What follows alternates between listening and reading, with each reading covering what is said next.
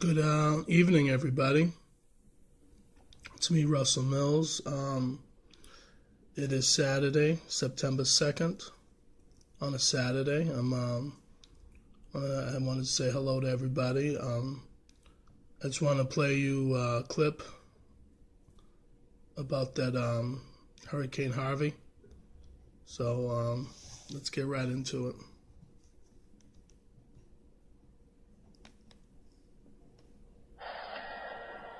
President Trump on his way to storm-ravaged areas as Harvey victims start cleaning up the mess from that monster storm.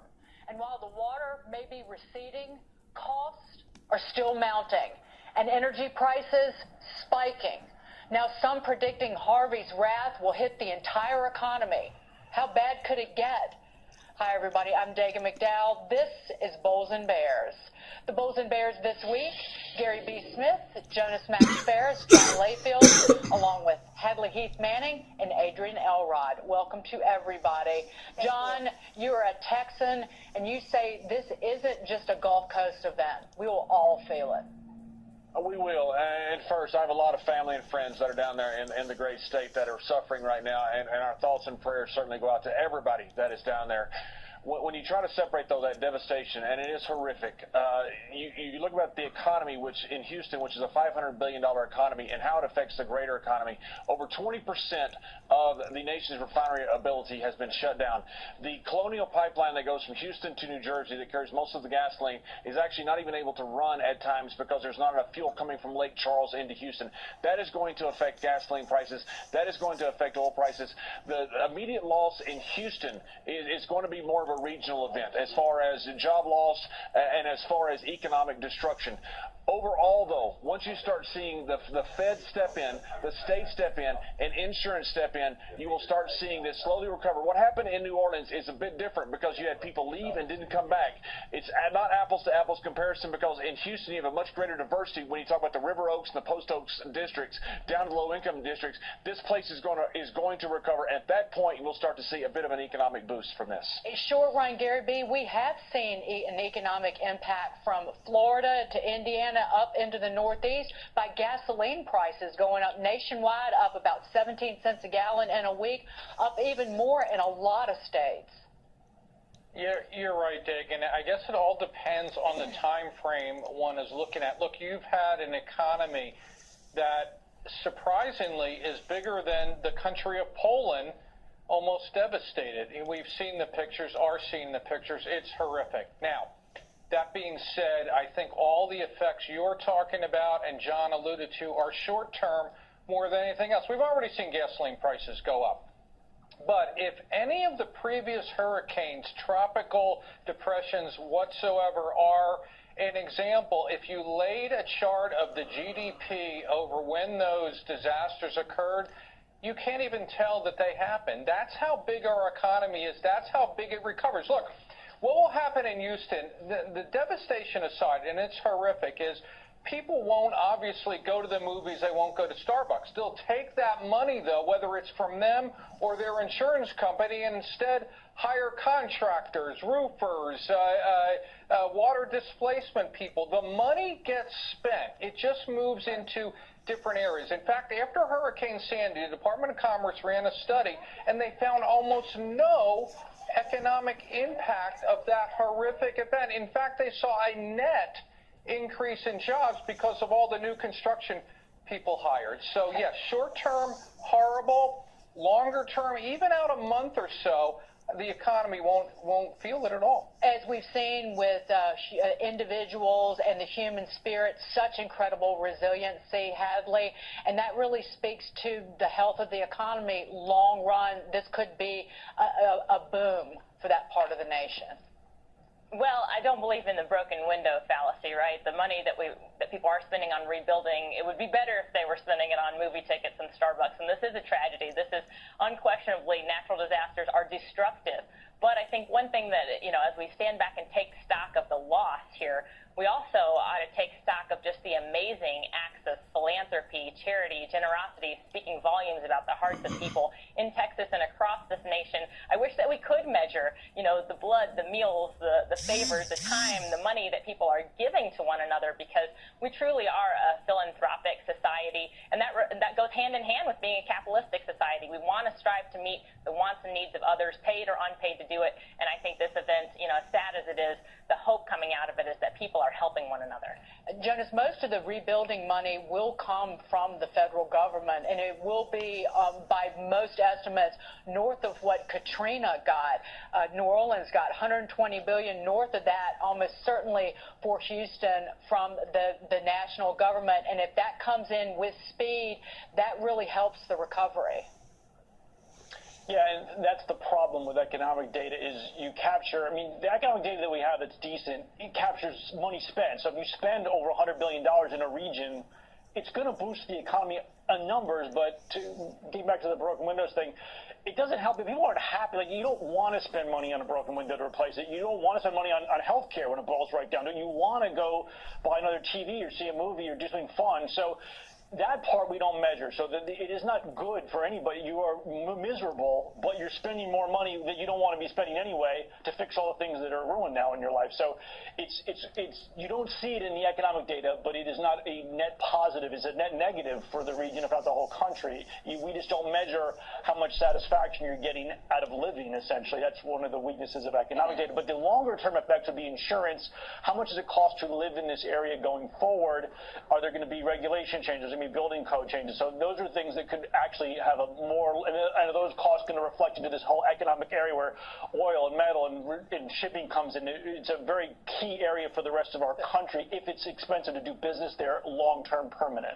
But it seems as if, Adrian, that lawmakers, and you are a Democrat, this is one instance where everybody can come together and they know that this is going to require north of $100 billion, $125, $150 billion from the federal government ultimately to rebuild this critical part of the nation. We're now the world's largest exporter of refined product, and that is Houston, and that's critical to the whole economy in this country. Right, exactly. And look, I am optimistic that Congress will come together when they convene next week and pass an emergency spending bill that essentially funds the first round of funding for the people of Houston and the greater area.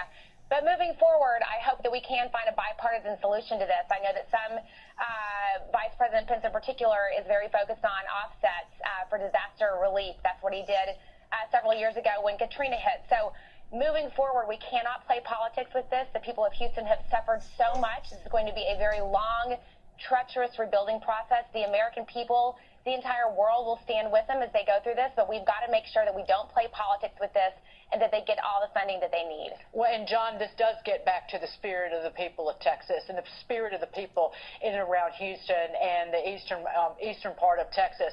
That is ultimately the key in getting people to stay there and rebuilding and sticking it out and making that part of the nation even better than it was before.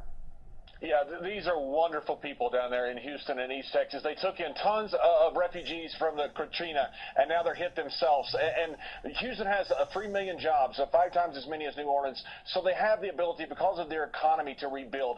And I believe that certain sectors are going to do quite well. And this is terrible to say, but when you're just talking about the economy, 1 million cars have been lost in Houston. You're going to see the car industry do quite well. You're going to see Home Depot do quite well. Most importantly, you're going to see the spirit of some great Texans down there. They're going to do quite well in rebuilding their city. And Gary B., I'm going to give you the final word on this, but if you looked at the market reaction, I think the market reflected in the last week the resiliency of the people of Houston and Texas and this country when it comes to dealing with something like this. We'll get through it and be even better on the other side.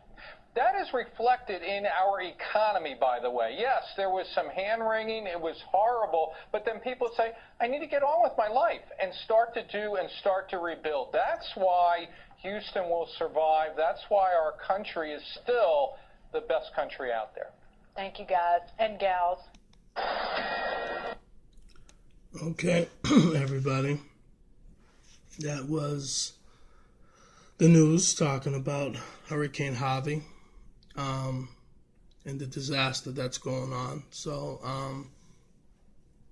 I just hope and pray for those people out there. But my one question I have is, they say, that tragedy like this has happened and it's terrible.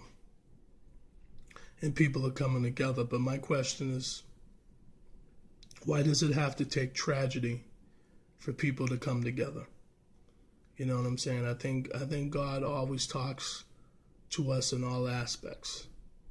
But I think a lot of us as human beings, especially when we get to be adults, we stop becoming hot-headed, ignorant, stubborn.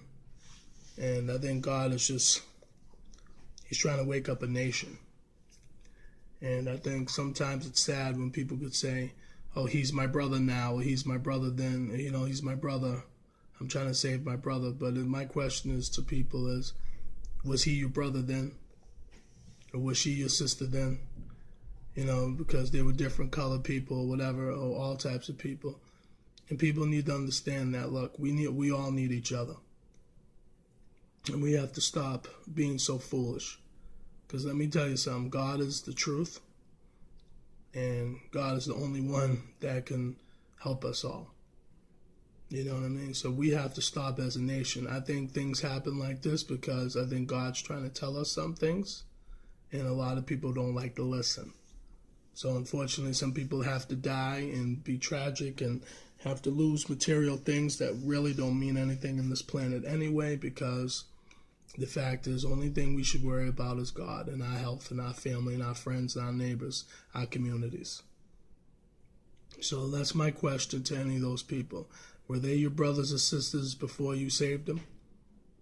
And did you love them prior to this flood happening? Is it a tragedy for America? Absolutely.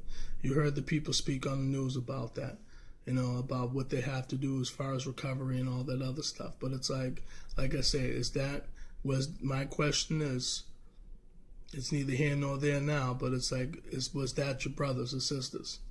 You know what I'm saying? In need before everything started turning left field out there in Texas. I'm just going to say this, end this video, that I pray for everybody out there in the Texas area. And, pray for the families. Make sure everything is, good. But this is a wake-up call, America. This is God trying to speak to us. And here's the thing. If we don't take the time to listen to God's word, it's going to be more tragedy. People could, ask us questions, why and how come and all this other stuff. We do this to ourselves as a nation. By us being ignorant, by us being stupid. We do this. And we think that we can get away with it. But everybody, I wanted to say thank you for watching my videos. Take the time to subscribe to my channel, Russell Mills. Check out my videos. As a nation, let's try to come together. Let's stop all the bullshit. All the stupidity. Okay? And let's stop having these tragedies keep happening in our countries because, we don't want to listen. But everybody, I want to take care. Keep viewing my videos. That's it. And subscribe. And make a comment or a like if you like, okay? Everybody take care. Bye.